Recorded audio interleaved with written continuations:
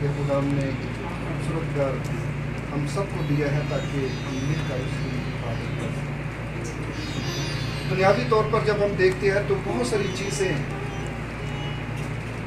जब हम किसी चीज़ को अपनी ज़िंदगी में अचीव करते हैं, हासिल करते हैं, तो हमारे जो मुबारकबादों का एक तांद है वो बड़ी रहती है, मुबारक हो मुबारक। लेकिन जब रूहानी काम होते हैं तो हम बहुत पीछे हट जाते हैं।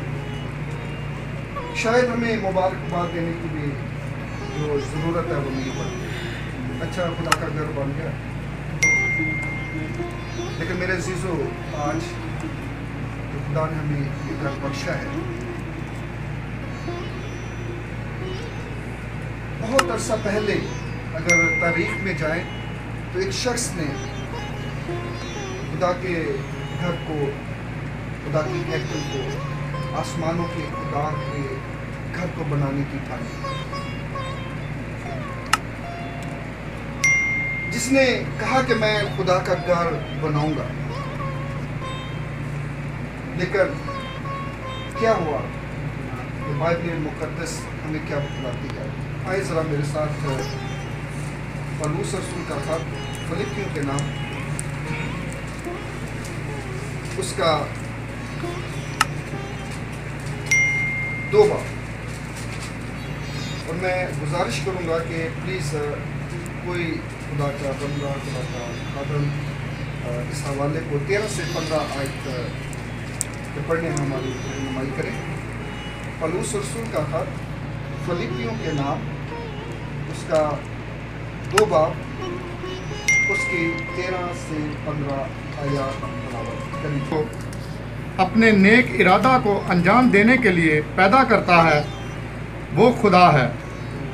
सब काम शिकायत और तकरार बगैर किया करो, ताकि तुम बेऐब और भोले होकर टेढ़े और कजरो लोगों में खुदा के बेनक्स फर्जंद बने रहो, जिनके दरमियान तुम दुनिया में चिरागों की तरह दिखाई देते हो।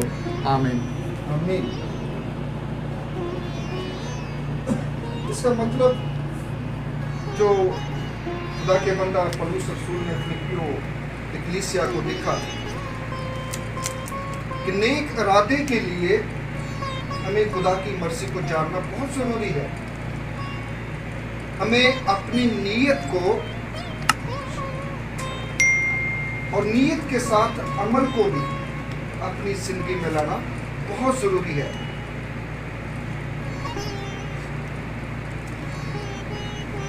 बहुत दफ़ा हम देखते हैं कि हमारी नीयत भी होती है और अमल शायद नहीं होता। नीयत तो अच्छी होती है, लेकिन हम सुस्त रवि का शिकार होते हैं और उस काम को सर अंजाम देने के लिए सुस्त रवि इख्तियार करते हैं। या बाज़ दफ़ा ये भी होता है कि हम नीयत के भी अच्छे होते हैं और अमल के भी अच्छे होते हैं, लेकिन उसमें खुदा की मर्जी नहीं है तो वो काम पाया तकमील तक पहुंचे। और बहुत सारे लोग शायद जिनके अंदर नीयत भी अच्छी है, अमल भी अच्छा है, लेकिन वो खुदा की मर्जी को जाने बगैर उस काम के को पाया तकमील तक पहुंचाने के लिए सरगर्दा है। तो अगर दुआ में रहते हैं, लेकिन वो ये नहीं जानते कि खुदा क्या चाहता है हमसे, खुदा हमें किस तरह इस्तेमाल करना चाहता है, खुदा हमसे किस तरह काम लेना चाहता है, और मेरे लिए खुदा ने क्या हिकमत है। ज़रा आज के कलाम के हवाले से कि अगर खुदा ही घर न बनाए तो बनाने वाले की मेहनत बस है। इसका मतलब ये है कि अगर खुदा की मर्जी ही नहीं इसमें, तो आप जितनी मर्जी मेहनत करते जाए, आप जितनी मर्जी तगो दो करते जाए, वो काम आया तकमील तक नहीं पहुंचता। और वो काम अगर आप उसको किसी ना किसी तरीके से कर भी लेते हैं तो वो फ्रूटफुल नहीं होता। वो भेड़ें जिनको आप مختلف باتیں سنا کر اکٹھی کر بھی لیں لیکن ان کی روحانی گروتھ نہیں ہوتی، کیونکہ اس میں خدا کی مرضی نہیں ہے کہ آپ ان بھیڑوں کو چلائیں، آپ اس کام کو کریں۔ ذرا دیکھیں کہ خدا کا نیت اور عمل اور پھر نیک ارادہ جب انسان کا ہو تو خدا کیسے بولتا ہے۔ جب آپ کا ارادہ بھی اچھا ہو، نیت بھی اچھی ہو، عمل بھی ہو کہ میں نے اس کام کو کرنا ہے، لیکن خدا اپنے لوگوں سے کس طرح بولتا ہے، ذرا میرے ساتھ نکالیے پہلا تواریخ 28 باب اس کی 2 اور 3 آیات ہم پڑھیں گے۔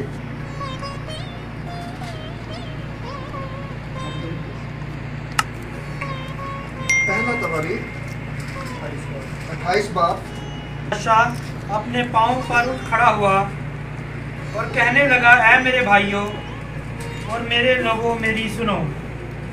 میرے دل میں تو تھا کہ خداوند کے عہد کے صندوق کے لیے آرام گاہ اور اپنے خدا کے لیے پاؤں کی کرسی بناؤں، اور میں نے اس کے بنانے کی تیاری بھی کی۔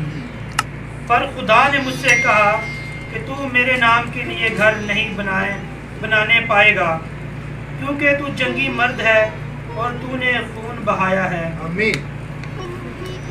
تو میرے عزیزو، داؤد نبی نے دیکھا کہ مجھے خدا کے گھر کو بنانا ہے، اس کی تعمیر کرنی ہے، اس کے جو جگہ ہے اس کو مخصوص کر کے اس عہد کے صندوق اس میں رکھنا ہے۔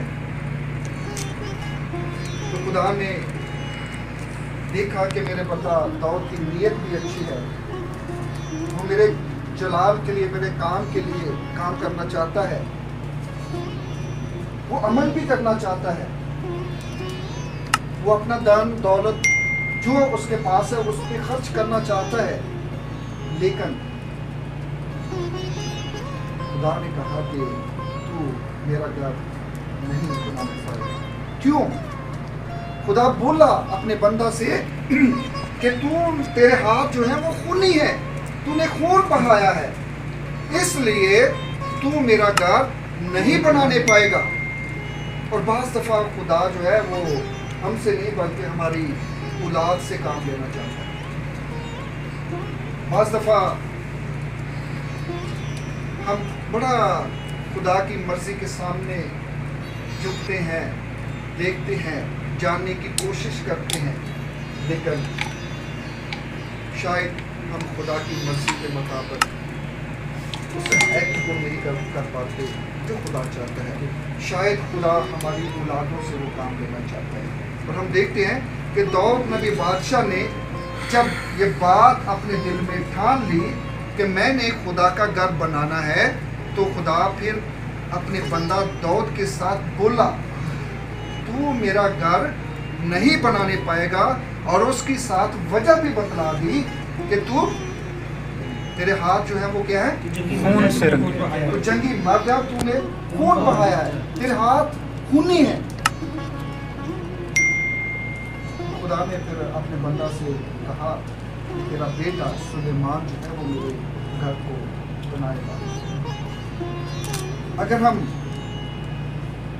پہلا تواریخ 28 باب اس کی 6 آیت میں ہی دیکھیں، بیٹا سلیمان میری گھر اور میری بارگاہوں کو بنائے گا، کیونکہ میں نے اسے چن لیا کہ وہ میرا بیٹا ہو اور میں اس کا باپ ہوں۔ تو میرے سیسو، خدا نے اپنے بندہ داؤد سے کہا کہ تو میرے گھر کو نہیں بنانے پائے گا، کیونکہ تیرے ہاتھ خونی ہے۔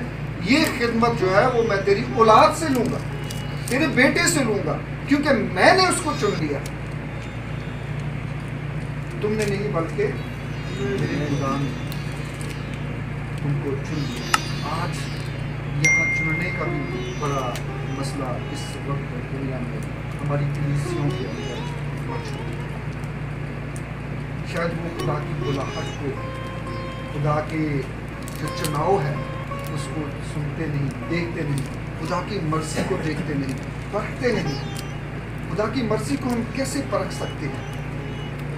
ایک بیٹا اپنے باپ سے کوئی چیز لینا چاہتا ہے تو ضرور ہے کہ بیٹا اپنے باپ کو بار بار بات کہے، اپنے باپ کو سمجھانے کی کوشش کرے کہ یہ چیز جو ہے مجھے چاہیے۔ اسی طرح جب ہم اپنے باپ کے سامنے جھک جاتے ہیں، جب ہم اپنے باپ سے باتیں کرنے کے لیے تنہائی میں اس کے سامنے جھک جاتے ہیں کہ اے باپ، میں تیری مرضی کو جانچنا چاہتا ہوں کہ میں تیری مرضی، لیکن آج ہم خدا کی مرضی کو نہیں جانچتے۔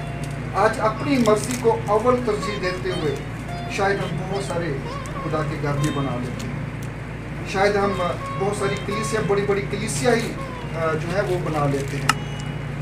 لیکن میرے عزیزو، خدا کی مرضی کو جانچنا، پرکھنا بہت ضروری ہے۔ جس کام میں خدا کی مرضی نہیں ہو وہ کام پائے تو نہیں پائے۔ اس لیے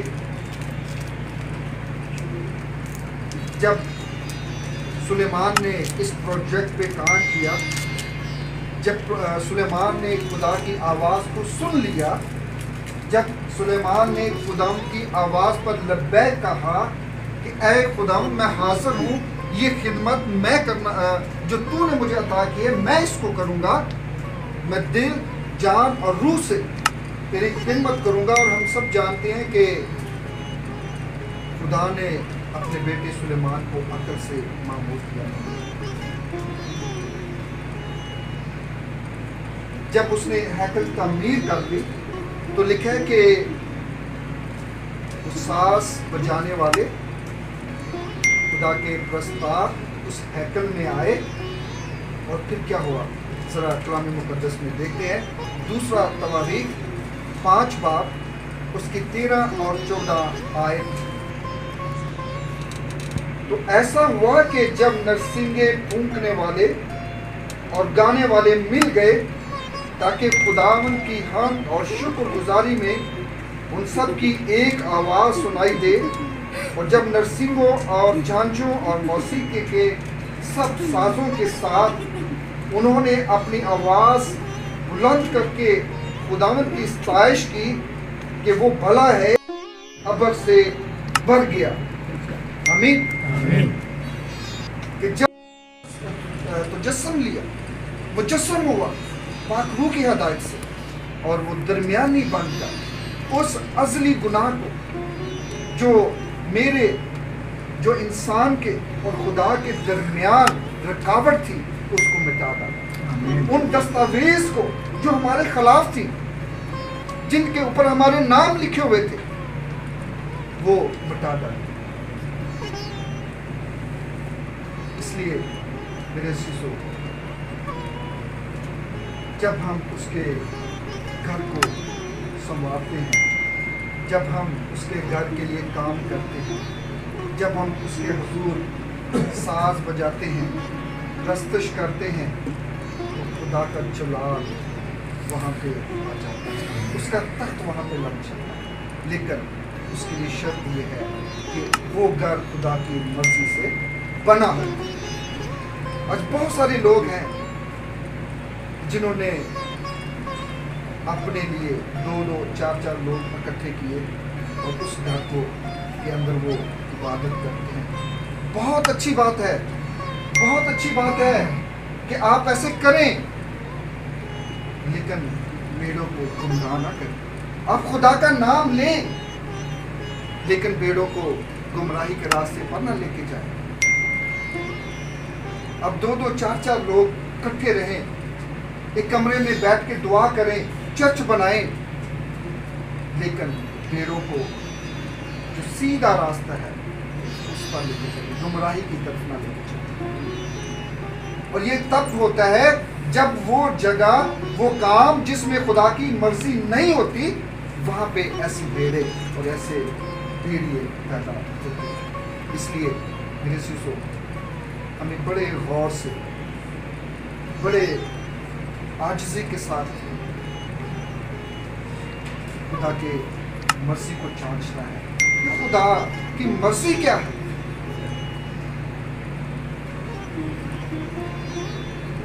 آئیں ذرا دیکھیں دوسرا تواریخ 5 باب خروج 40 وہ خیمہ اجتماع بنائے اور پھر جب اس نے اس کام کو کیا تو لکھا ہے کہ وہاں خدا کا ابر جو ہے وہ چھا گیا.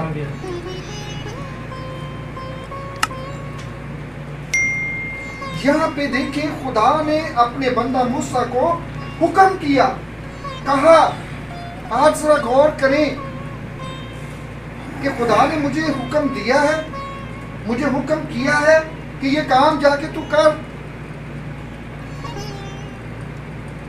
کیا خدا کی مرضی کو جانچا ہے؟ اور جس انسان کے ساتھ خدا بولتا ہے اور جس کو حکم کرتا ہے وہیں پہ خدا کا ابر چھاتا ہے, وہیں پہ وہ موجود ہوتا ہے, وہیں پہ اس کا تخت لگ جاتا ہے, کسی اور جگہ پہ نہیں.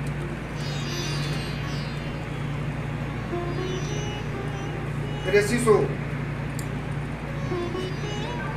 جب خدا کی مرضی,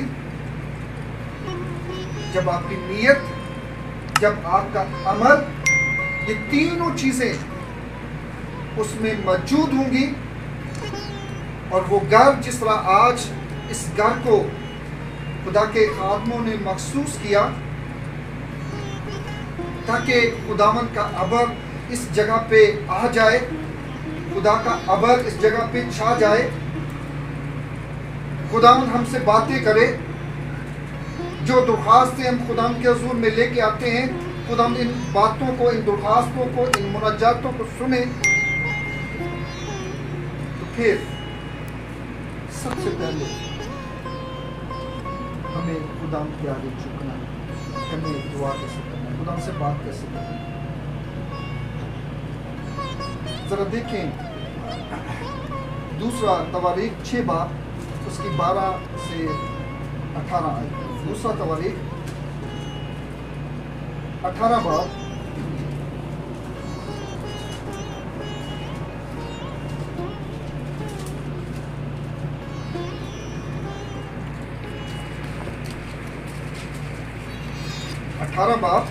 اس کی 12 سے 18 آئے.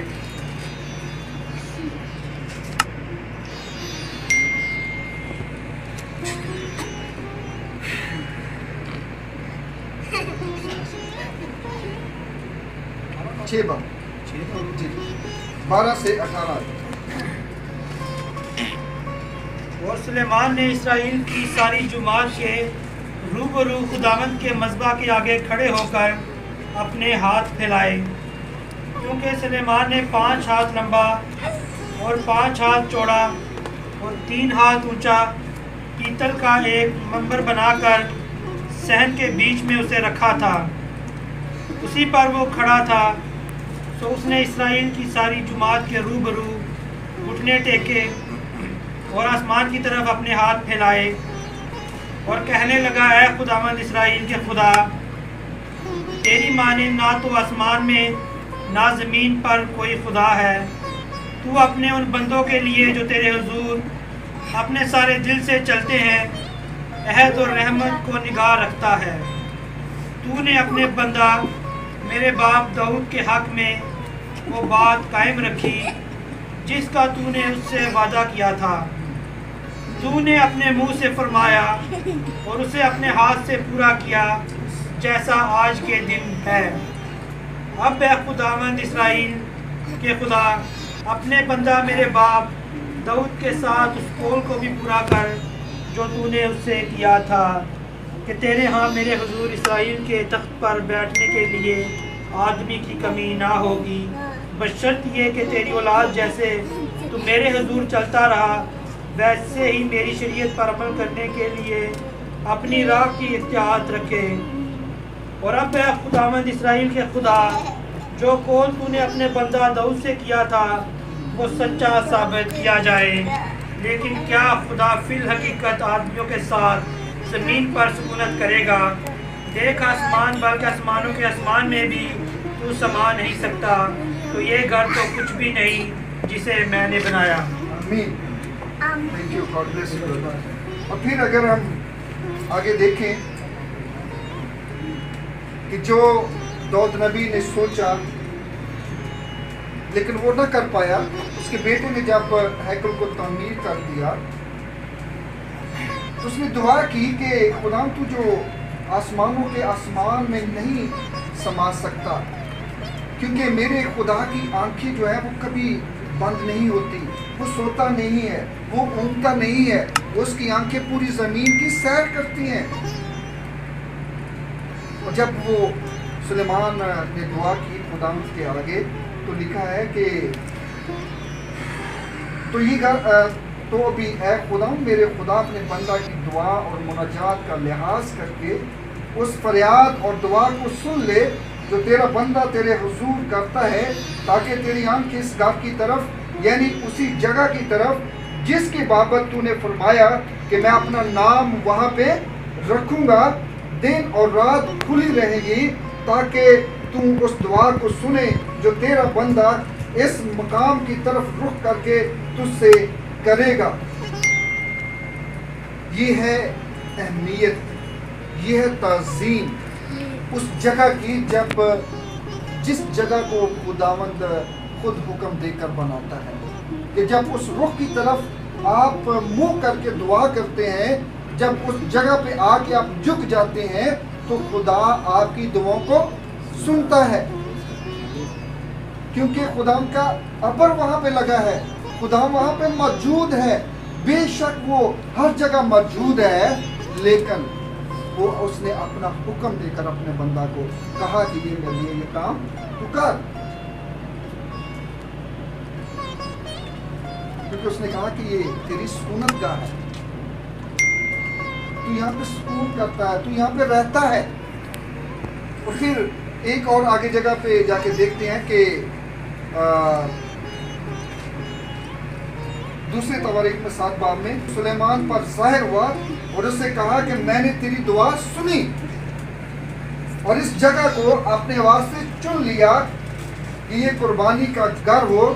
اگر میں آسمان کو بند کر دوں کہ بارش نہ ہو، یا ٹڈیوں کو حکم دوں کہ ملک کو اجاڑ ڈالیں، یا اپنے لوگوں کے درمیان وبا بھیجوں، تب اگر میرے لوگ جو میرے نام سے کہلاتے ہیں خاک ساتھ بن کر دعا کریں اور میرے دیدار کے طالب ہوں اور اپنی بری راہوں سے پھریں، تو آسمان سے پر سے سن کر اس کا گناہ معاف کروں گا اور ان کے ملک کو بحال کروں گا.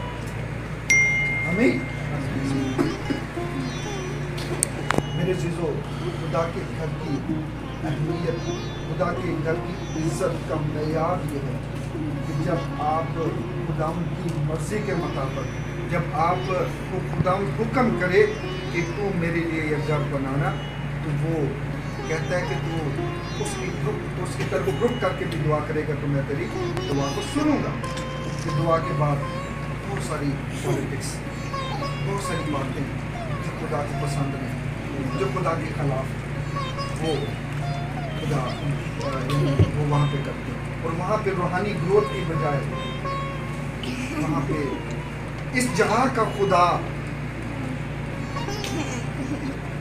جو ہر وقت ہمیں نیچا گرانے کی کوشش کرتا ہے، اپنی طرف کھینچتا ہے، ہم اس کی لائن میں، اس کی ڈگر میں لگنا شروع ہو جاتے ہیں، تاکہ خدا کا کام چھوڑ کر ہم اس کے کام کو آگے بڑھائیں. وہاں پہ میرے عزیزو اسپرچول جو لائف ہے، وہاں پہ جو خدا کی آواز ہے، وہاں پہ کیونکہ اس جگہ کے لیے خدا کی آواز نہیں ہے.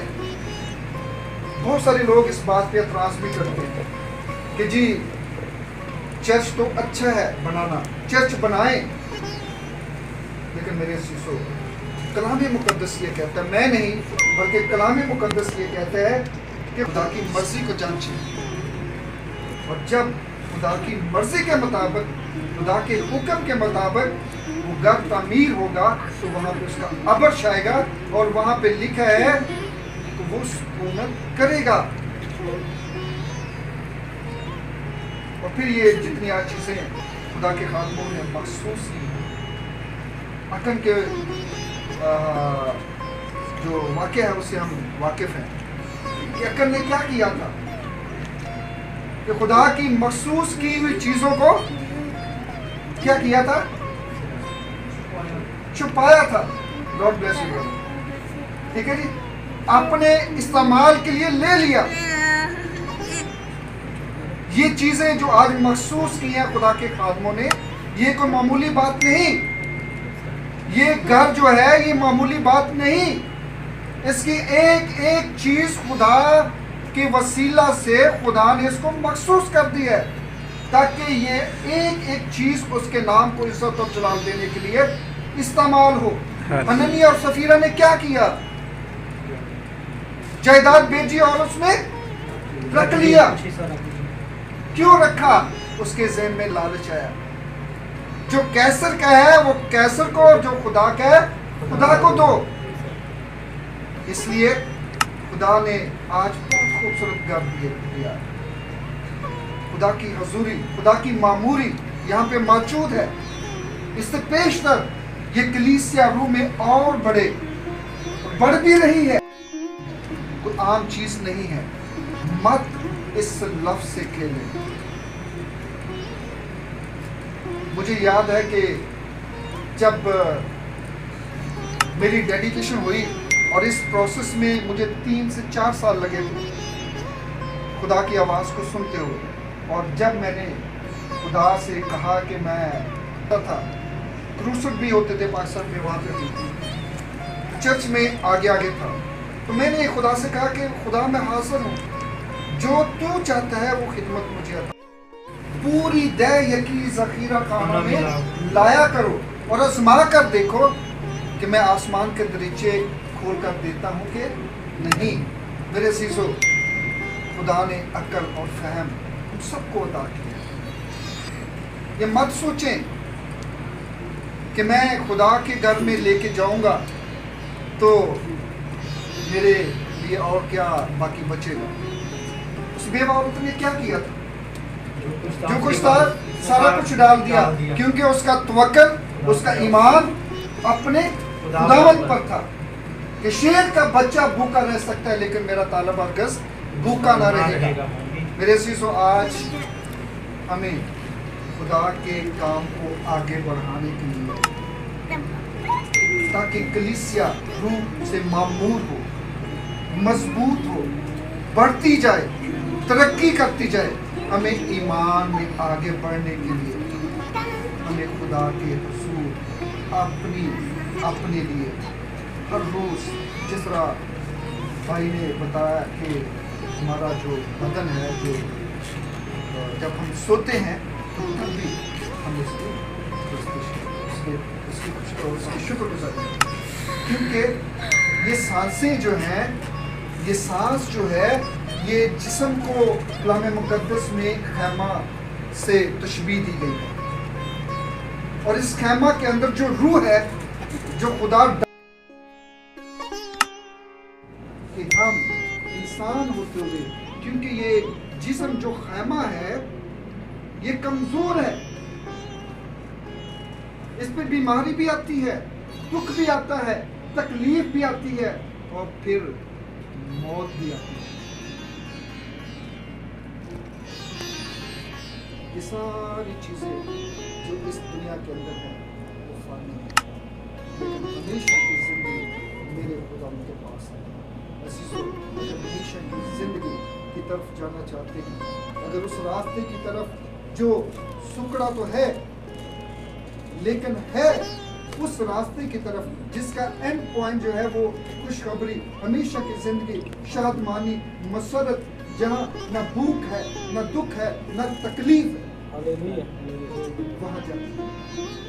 اس کو حاصل کرنے کے لیے خدا کے خادموں کی, خدا کے گھروں کی, خدا کے لوگوں کی خدمت کریں, تاکہ اس کا اجر یہاں پہ نہیں بلکہ آسمان میں. خدا اس کلام کو سب کو برکت